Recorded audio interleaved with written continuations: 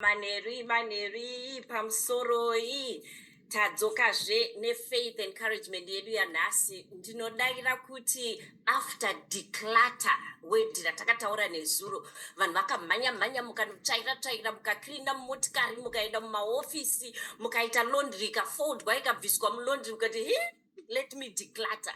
Kana makadaro makorokoto nhasi uno muri pachinhano chitsva.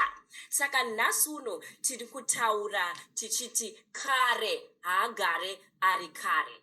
Zuro ndizuro, nhasi ndinhasi. Zvinorevei? Zvinoreva kuti patiri kugather together, growing and also being patiently waiting on what God has for us this year, tinofanirwa kunge tiri patsva pane zvakawanda. Chekutanga nezuro takaita declutter. Tikati okay, tokirina uko. Nhasi uno ndikuda kuti ndienderere mberi nenyaya yekugadzirira, yekuti tiite prepared to receive. What am I saying?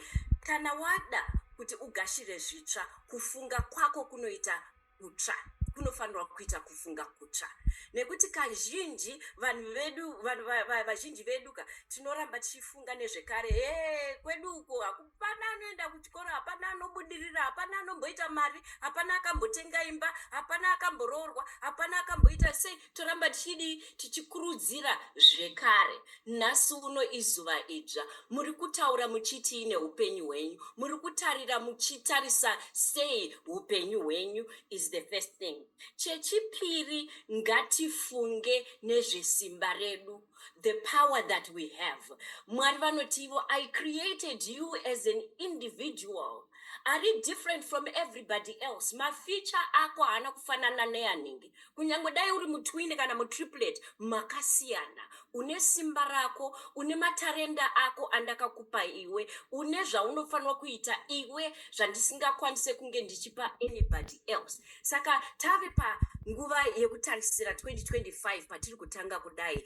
Tarisirai muchizvitarisa nemasimba enyu aminayo. Chii chandinogona kuita inini chisingagonekwe nevamwe? Nyangwe dai mumwe munhu achigona kuita asi iwe maitiro ako akasiyana. Pane simba rako rauinaro, pane zvaunokwanisa kuita iwewe. Dai tazorega kutarisa kuti but ndingari kuita kudaro ndingazvigonewo, nekuti unozvigona asi magonero ako, mapiwe ako echipo chako chauinacho. Chechitatu, ngatitarisirei pakutsigirana nevamwe. Vanhu vadikane, vanhu vazhinji kana chifunga nezvekare, vamwe vanoti kwedu uku takakura tisingakumbire vanhu, tisingabatsirwe nevanhu, saka zvinondinetsa kuti ndikumbire vanhu. Unonzwa munhu achiti zvinondinetsa kuti ndibatsirwe nevanhu, saka havachaita open to receive the help from other people. Saka part of the encouragement today is ita munhu akasungunuka, wekuti vanhu vakada kukubatsira wakasungunuka, uye vanhu vanoti you know what, agashira.